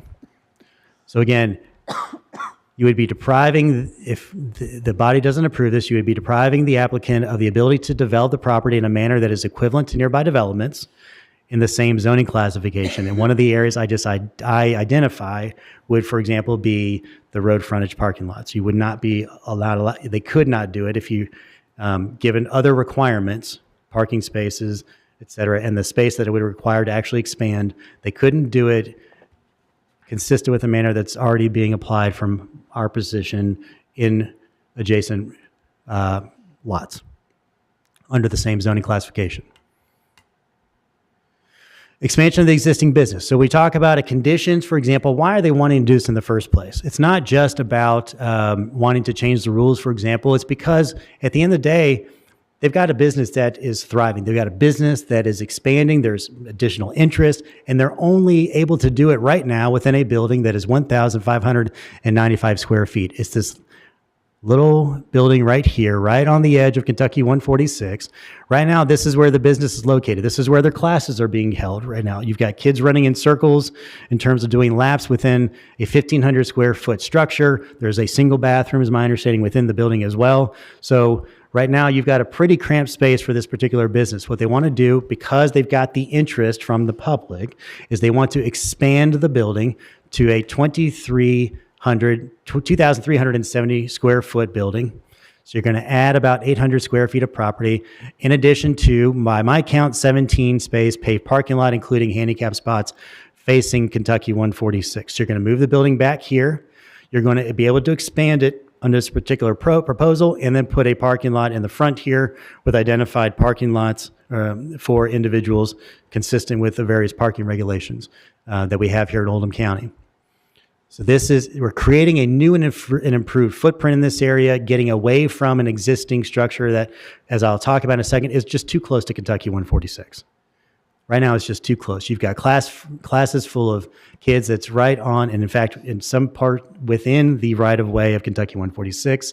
They want to be able to move it back off of the road and expand the parking lot in a measure, and to do it in a way that is tasteful and, in fact, is going to be a nice addition for this particular area. They don't want to have to move out of location, which is what they would potentially have to do if they're not able to expand this particular building. Because again, the interest is there. The business wants to continue to grow and move forward. They want to be able to continue to use this space, but if they can't expand the building, they can't use the property. They have to go somewhere else. So they don't want to do that. They want to stay where they're at. It's a great location for them. Preserving safety and character of the neighborhood, another consideration for you all. Is it going to preserve or promote health, safety, and welfare as opposed to contradicting it? Here's a good photo as far as I can give you in terms of where this building is located. Here's Kentucky 146. Oldham County Middle School is over here. You're heading towards LaGrange this way. Crestwood's behind you. Here's the building right here. This is the space that you're talking about right off 146. Technically speaking, again, part of the property is actually in the right-of-way. I don't know what the Kentucky Transportation Cabinet may do 50 years from now, which may be when they actually do something with 146. I can't speculate at the end of the day, but let's say for the sake of discussion, it gets done at some point. The state still owns 60 feet of right-of-way here in terms of being able to expand. That's a question for the Transportation Cabinet in terms of being able to expand or put in turn lanes, for example. They own 60 additional feet, or they own 30 feet off the road on this side to be able to expand. There is opportunity for expansion potentially, but that's a Transportation Cabinet question. What the applicant wants to do is get this building out of here, demolish it, and move the structure back here off the road. And what that's going to do in many ways is, even though it's 35 miles per hour here, it's going to remove the business and the building and the children within that class away from Kentucky 146 and back off the road. Whether it's this business or another one at the end of the day, it's simply just too close at this point to Kentucky 146 given the traffic on the road. We believe at the end of the day that our proposal and the variance that would need to occur in order to support that is going to promote safety in the area. I'll just show you again. So for your benefit, again, here's the right-of-way we talk about. In addition to the right-of-way, there still is going to be a buffer between that right-of-way and where the parking lot would, in fact, be placed based on this proposal. So the parking lot's not even actually being built or contemplated to exist right on the right-of-way. It would actually also be buffered off of the right-of-way as well. So if the Transportation Cabinet ostensibly comes in at some point and wants to change the road around in some way, shape, or form, there's still some flexibility for them to do that under this proposal, even with the addition of the parking lot in this case. So again, we're talking about getting rid of this building, moving it back, moving the building off of the parking space, increasing the safety and security of this location, and doing so in a manner that we think is beneficial to the community because it's going to help an existing business that is thriving and is expanding. It's a good thing for Oldham County. There simply is no room otherwise to accomplish what they hope to do if they're not granted this waiver, this variance. So in summary, again, specifically requests that the Board of Adjustments and Appeals grant the variance of 23 feet on the street side yard setback requirement for R2 zone properties as applied to the C1 zone property here. Because one, again, the strict application of that 35-foot standard would deprive the applicant of a reasonable use of the land enjoyed by other surrounding developments in the same zoning classification. The academy is a perfectly appropriate use in C1. They would not be able to do what they want to do in terms of expansion if they're not able to get this particular variance. The market, not the applicant directly, has created this opportunity for expansion of this existing business, and the variance will actually promote the health, safety, and welfare of the citizens of that area and will do nothing, in our opinion, to alter the character of the area in a negative sense. We think that it meets the criteria, in this case, for approval of this particular variance. And with that, Mr. Chairman, I'm done with my presentation, and we certainly, as always, be happy to answer any questions that you all might have. Can you tell me about the construction timeline? Would the existing building be removed first, then the new one constructed, or would it be the new construction of the building, then demolition and construction of a parking lot? So I've got some folks here that I can actually potentially testify to that. What I would say just initially is construction timelines are going to be dictated by whether or not, if we're going to be fully transparent about it, it'd be dictated by whether or not a variance is granted in the first place. If not, that potentially changes the game for them entirely. They may have to either go back to the drawing board entirely or figure out if it need to go to another property. Assuming for the sake of discussion that a variance is granted, then the question becomes after that point, you have to start talking about construction permits. Do you know time frame when you all are thinking about, if you want to come in and just name and address for the record first? My name is Morris Talbot, 319 Tucker Station Road. Okay. Oh, I'll just swear you in real quick. Do you solemnly swear to tell the truth, the whole truth, and nothing but the truth? I do. Thank you. I don't think the applicant wants to have a disruption in the classes. Yeah. The proposed building would be constructed and functional prior to demolition of the existing structure. That makes sense. And then another question, I guess, for the applicant and potentially the staff. Is there a reason that there's not a minimum rear yard setback since the adjoining property is R2? My hearing is not very Oh, okay. So the variance today is for the street side yard setback, but the minimum rear yard setback has a similar condition for C1 business district zoning. So if I can, so there is in fact a minimum rear yard setback requirement. I've got the C1 zoning ordinance on the screen there. It does say it takes on the abutting district, but it actually meets that standard. Oh, okay, perfect. I thought it was 25 feet, and it looked like 12.3 on the... C1 is C1 abutting C1. There's zero setback on C1 zone. Okay, so the abutting property is a different property? Yeah, so when we talk Okay. about where's front and where's back at the end of the Yeah. day, for example, the street side versus side, for example. Okay. So my understanding, and the staff can correct me if I'm wrong, is this is arguably the rear side. Okay. That's their...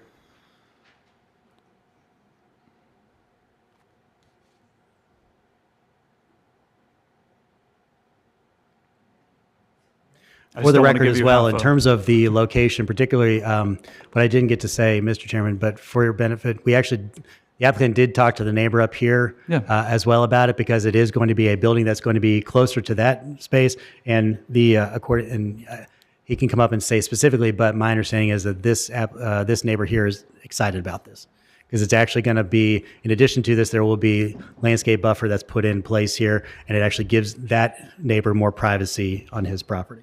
Okay. Okay. Okay.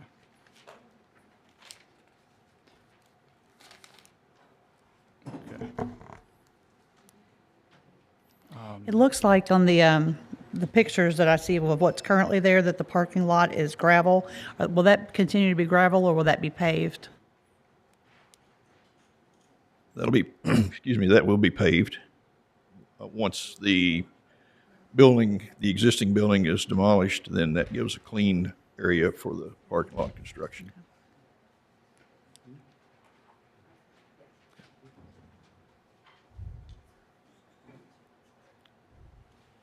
Okay, a couple things. They will be required to submit a parking and landscape plan, so that will go through the process on that. And this property. Can we go back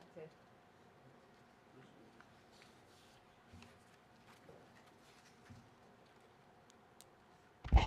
Can we go back? There we go. You just gotta give it a minute. Okay. Let me go. Well, I'll use this one here. So the way this property is situated is it gets a little bit confusing because if you look here, so this is the street side right here. This is considered the rear, or no, I'm talking about right here, side yard, right? Right here. Yeah, that's the rear. Yeah, sorry. That's this property. Yeah. I don't have the mouse, I can't. But, so this is the property that's facing this road, Old Cedar Point. Mhm. So this is their side yard right here. So they have to take on their side yard minimum, which is a 7-foot minimum, and they're more than making that. I think what was it, 20-something feet? I can't read that, 21.4 feet. Yeah. So they're Okay. meeting it 3 times. Okay, and that's the side yard, but the other side, where it says 12.3, that's, Yeah, okay. right here, it's zone commercial on that side. Yeah, that's commercial. Okay. It's just used residential, and it's a Okay. commercial district versus residential district. Got it, and that's why it's 0. Okay. Really confusing. Yeah. I saw on the survey it was listed as residential structure and just wanted to, Yeah, just to verify. okay. Yeah, but it's zoned commercial. Okay. I could go. And does the applicant know they're required to submit the parking plan? as Yes, well? they'll have to go through the whole process. Okay. So here, just to clarify, if you see right here, this is the property that you were talking about that is used commercial but is zoned C1. Okay. Good deal. It's really confusing how this property, how you access right here, and then you've got the road frontage right here, and then the back. But they do meet the other requirements. Okay. All right. I guess next is any testimony, unless there are more questions from the board. Do we have any additional testimony from those speaking in favor of the project? Okay. My name is Aaron Bergen. I'm owner of Oldham County Martial Arts Academy.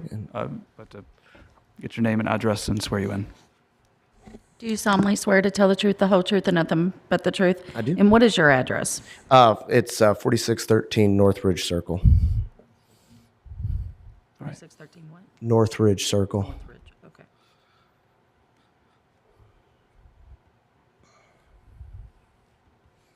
Okay. Okay. I just thank you all for taking the time and listening to me today.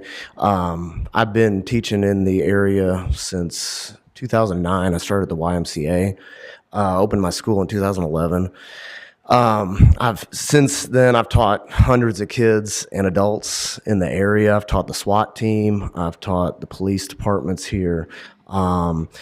Having this extra space will allow me to teach more and teach more of the police too. To teach jujitsu and karate.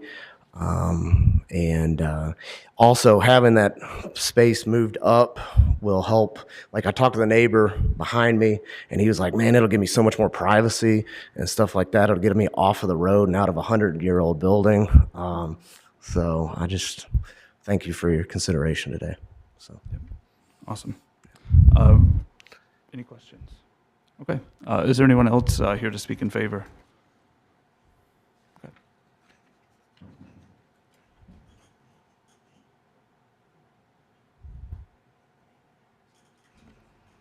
We have your name and your address, and then we'll swear you in. I'm Stewart, 4990 Bennett Lane, LaGrange, Kentucky. Do you raise your right hand? Do you solemnly swear to tell the truth, the whole truth, and nothing but the truth? I do. Thank you. Okay. One thing that maybe was not mentioned, if I lay this on the screen here. Yeah, if you set it there, it'll be pulled up. Existing building. This is the new building, floor layout.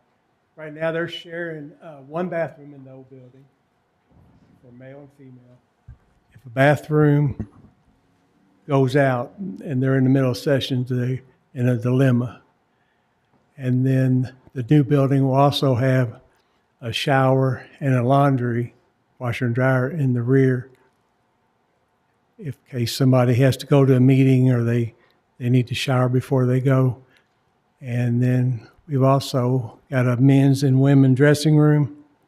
Right now, the women are dressing in a small closet. And then we also have an office, which the old building, you just walk in and there's a half wall with a board on it. That's the desk. So I just want to let you know the improvements. And the building would be two-tone, metal, steel. Two-tone meaning one color on top and bottom, like a wainscoting on the two sides facing the streets. And that's about all I have to say.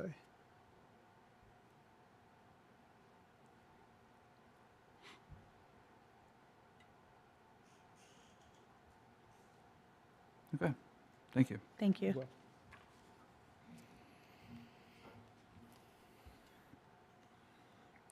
Is there anyone else here to speak in favor of the application? If not, is there anyone here to speak against the application as presented? Next steps, we'll take any final statements from either anyone who has opinions on this as far as opposition, or we'll go ahead and skip to those of the applicant. Do we have a final statement, or? I did. I just didn't want to get ahead of myself, Mr. No, go Chairman. for it. Thank you. Appreciate Go it. for Just it. real quick. Appreciate your time again. Appreciate the questions about this. Again, this is a great project as far as we're concerned. From our perspective, we think it's a good project to be approved. But again, there are some standards that we do ask you all to look at as part of this. And when you're considering this 23-foot variance on the street side yard setback requirement for R2 zone property as applies to this C1 zone property, we do ask that you find the strict application of this 35-foot standard would deprive the applicant of the reasonable use of the land enjoyed by other surrounding developments in that same zoning classification, that the market, not the applicant directly, has created an opportunity for expansion of this existing business, as we've already talked about, and you heard the applicant directly about those opportunities as well, and that the granting of this variance will actually promote the health, safety, and welfare of the citizens in that area and will do nothing to alter the character of that area in a negative sense. So we believe that these three areas or criteria are met for this purpose, and we respectfully ask that you all approve this particular variance. Mr. Chairman, thank you again for your time and for your consideration. And one real quick question. Are you willing to accept a condition of approval that you would acquire all necessary permits and approvals for the project?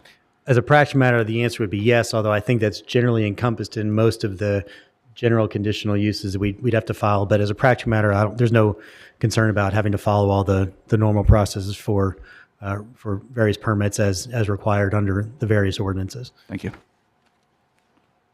All right. With that, we'll close the floor and open it for board discussion.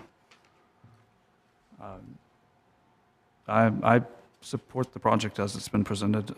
I think it's a reasonable request considering the site layout, proximity to the road and everything. Right, yeah, that building sits awfully close to the road right now. Yeah. Would any? Yeah, no. Okay. Would either of you like to make a motion? I move to approve the variance requested in OC-26-007 for a street side yard setback of 23 feet. Because it will not adversely affect the public health, safety, and welfare, and will not alter the essential character of the vicinity. It will not cause a hazard or nuisance to the public and will not allow unreasonable circumvention of the requirements of the zoning regulations based on the testimony given today. And then conditions. Conditions of approval are that the variance shall apply only to the application considered at the February 19th, 2026 Oldham County Board of Adjustments public hearing. And then just to add that all necessary permits and Sure, and another condition is that all necessary permits will be acquired. okay, I'll second that. All in favor? Aye. Aye. Motion passes. Thank you. Next, read in OC 26-008.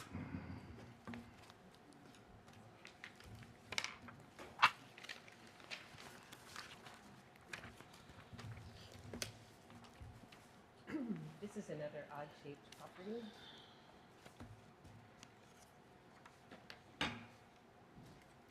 Do you want to read it in first? And then Oh, I'm sorry. No worries. OC-26-008, an application has been filed requesting a road frontage variance for property located at the 2300 block of Dogwood Cross Road, LaGrange, Kentucky. Good morning again, Sandy Rugg-Roden, Oldham County Planner 1. So the property is zoned CO-1 and R-2. The land use is undeveloped, and the acreage is 8.193 acres for the proposed lot. I'm going to get to the larger lot later. There is no site history. On the case history, the agenda was posted to the planning website on January 30th. Adjoining property owners' notices were mailed on February 2nd, and it appeared in the Oldham Era on February 12th. So this is a portion of the property. Again, I'm going to show you the whole property later, but this is the area that is is in question right now. And then here is the zoning, the CO-1 and the R-2. So the applicant is proposing to divide a 44.29 acre parcel into two tracts. Parcel number 1 will be 36.097 acres, and the residual parcel number 2 will be 8.193. The applicant is proposing to build a single-family residence on parcel number 2. According to the applicant, ease of access and being undeveloped allows for trespassing and illegal dumping, and I believe the applicant's going to address this later in their comments. Section 020-020 and 030-020 of the Oldham County Comprehensive Zoning Ordinance states that the required road frontage for property zone CO1 that is 2.5 acres or more is 300 feet. The newly proposed parcel will have 67.53 feet of road frontage, therefore requiring a 232.47 foot road frontage variance. Here are the requirements that show that it's required 300 feet of road frontage for 2.5 acres or more. In the R2 residential district, you are not required to have the road frontage. Here is the property, and this I have pictures coming up too, which will be easier to see. This is the end of Dogwood right here, and here is where the proposed 67 plus feet of road frontage will be. So here is the property in question right here. This is Dogwood. So it's the road frontage is going to be right here. And here is looking at where that road frontage will be, the end of Dogwood Street, and where access will be.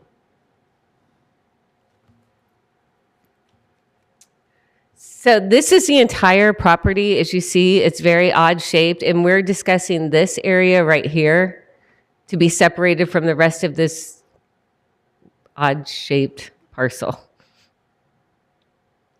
So in summary, an application has been filed requesting a road frontage variance for an 8.193 acre lot located at the 2300 block of Dogwood Cross Road. The required road frontage is 300 feet. Their requested road frontage is 67.53 feet with a variance request of 232.47 feet. Potential condition of approval, the road frontage variance shall only apply to the plan considered at the February 19, 2026 Oldham County Board of Adjustments public hearing. And that is it.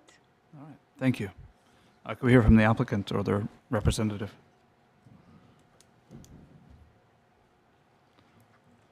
Good morning. I'm Chelsea Bramall. I'm at 401 West Jefferson Street here in LaGrange.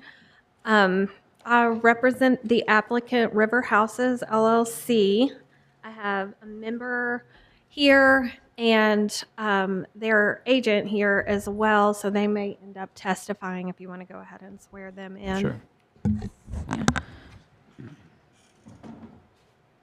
Raise your right hand. Do you solemnly swear to tell the truth, the whole truth, and nothing but the truth? Thank you. Okay. So let me...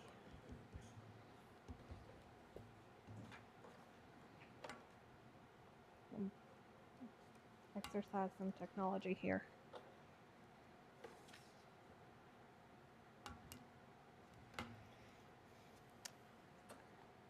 Okay. So this parcel is the most oddly shaped parcel I have ever seen in my career. And the overall objective here is to make it useful, essentially. So the parent parcel is currently 44 plus acres going in all directions. The proposal is to sever this more normal shaped tract of a little over 8 acres for eventual sale, and we'll go into that. The variance, the findings necessary for granting a variance, as you well know and have been reminded here, we'll go into those, that they'll have no adverse effect on public health, safety, or welfare. So the idea here is that it will actually improve the public health and safety. It'll provide a use for the property, and a regular owner presence will deter trespassing and illegal dumping, which has been a problem on this property. It'll also reduce the pollution in trash that we hope isn't, but probably is making its way into Ash Run Creek that runs along the back end of that property. So this is uniquely situated as a densely, obviously unused property, wooded area, so it has good sort of coverage, and they've had a problem with people camping out there, partying out there, taking their waste out there. It also has very easy access to a driveway. The road ends right there, so it's very easily accessible, not remote, but unmonitored at this point. So that's the problem they're trying to solve, is by parceling this off. Hopefully we can get a good use out of the property and get somebody with eyeballs on that land. So it will not alter the essential character of the general vicinity. It'll be used for residential purposes or other purposes for which it is zoned. It could either be small lot, large lot, whatever the zoning allows, and there is a zoning difference. It's in 2 different zones there.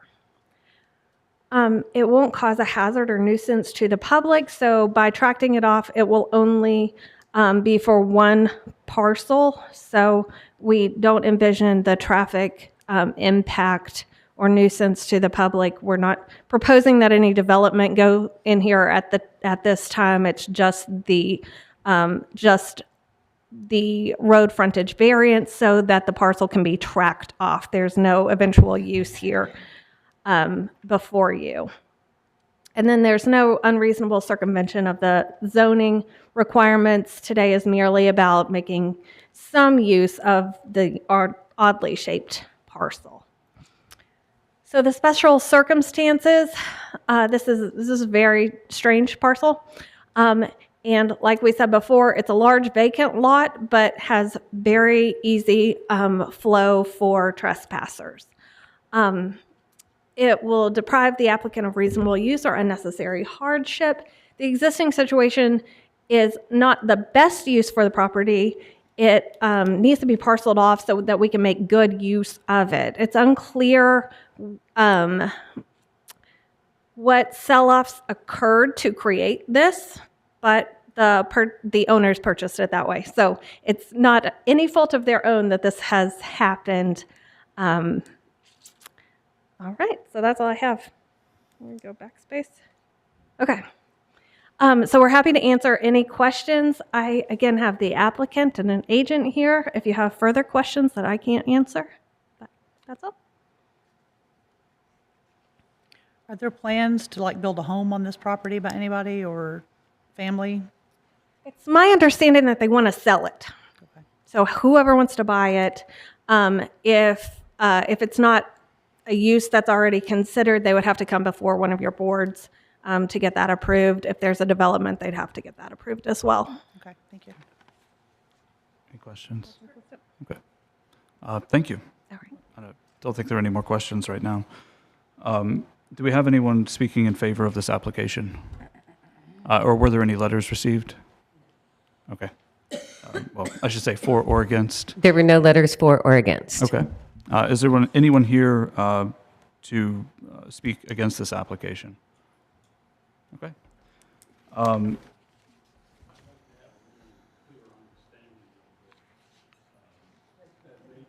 Could you come up? Could you come up to the microphone, please?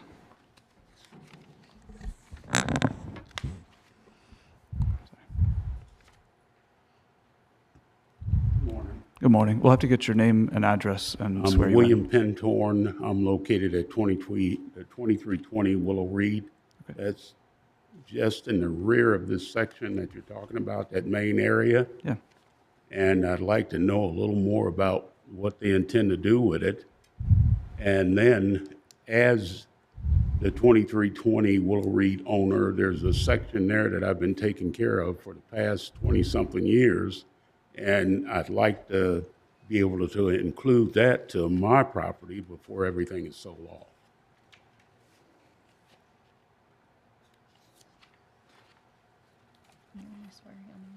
Oh, do you need to? I'm sorry. Yeah, we do need to swear you in. I'm sorry. Just one second. Raise your right hand. Do you solemnly swear to tell the truth, the whole truth, and nothing but the truth? I do. Thank you. And can you restate that for us? I'm sorry. Pardon? Can you say everything again for us?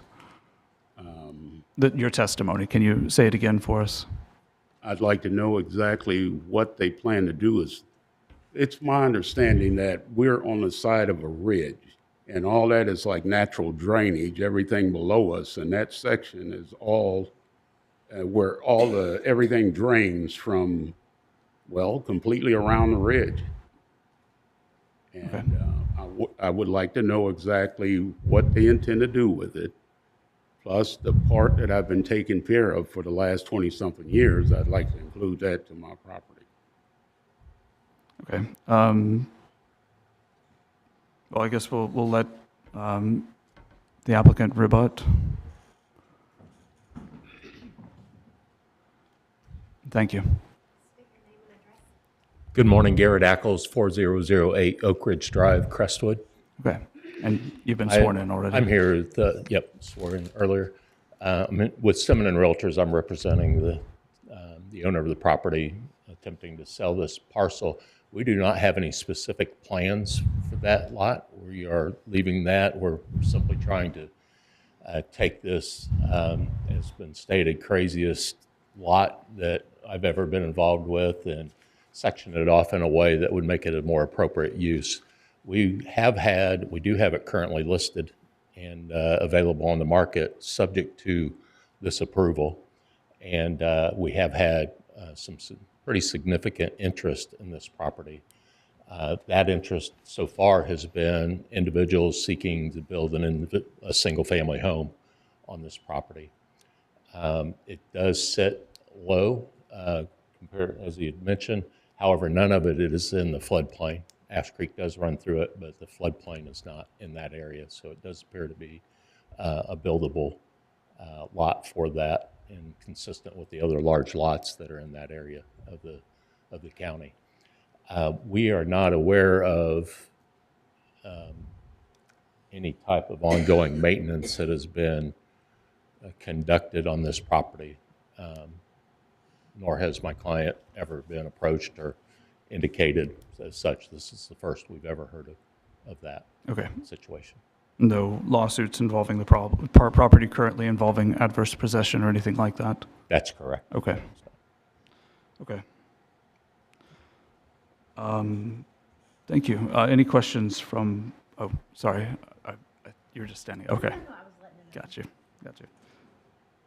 Any questions from the board? I don't have any. Go ahead.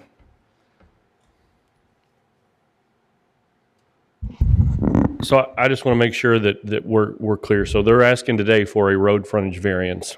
Keep in mind that this property is mostly zoned conservation.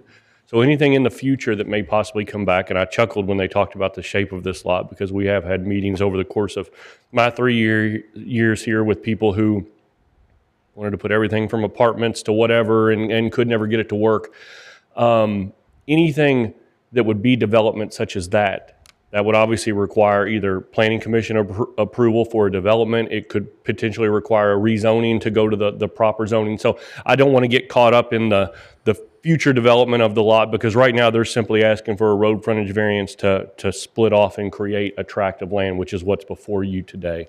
So I just want to be sure that we're clear that anything further development with this property, whether it becomes a single-family subdivision, if it becomes an apartment complex, would require either a zoning change or a development plan that would go before other bodies. So. Okay. And any decision made today would not impact any claims to adverse possession, correct? To that note, too, I just wanted to add as well that whatever development happens on the property, drainage will be addressed at that time through those permits as well. Okay. I guess that may be a question for you, Matt. So any decision made today will not impact any other party's claim of adverse possession, potentially? Correct. Okay. Okay. Do we have any rebuttal from opposition?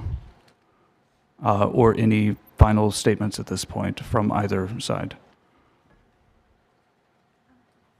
Just that we appreciate your consideration here. And again, I'll reiterate, the sole purpose here is to be able to tract off this portion of land. It's not to do any building or anything like that.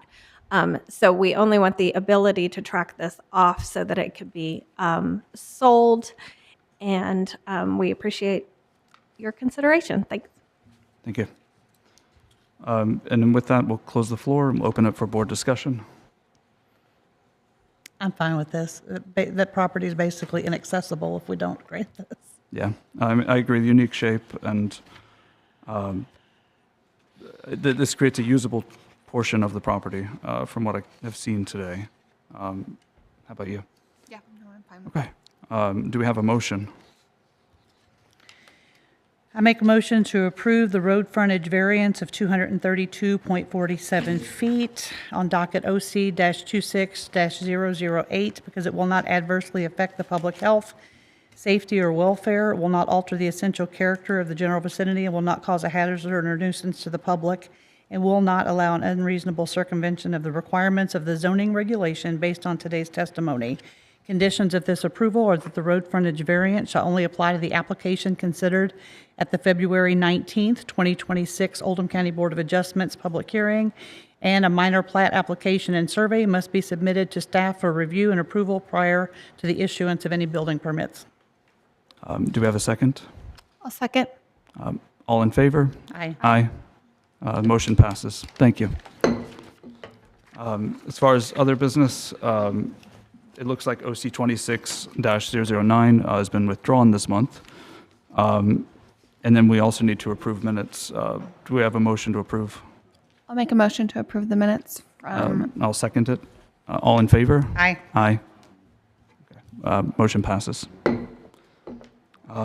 With no other business, motion to close I make a this motion meeting. to adjourn. Motion. All right. Second that motion. Thank you. All in favor? Aye. Aye. Aye.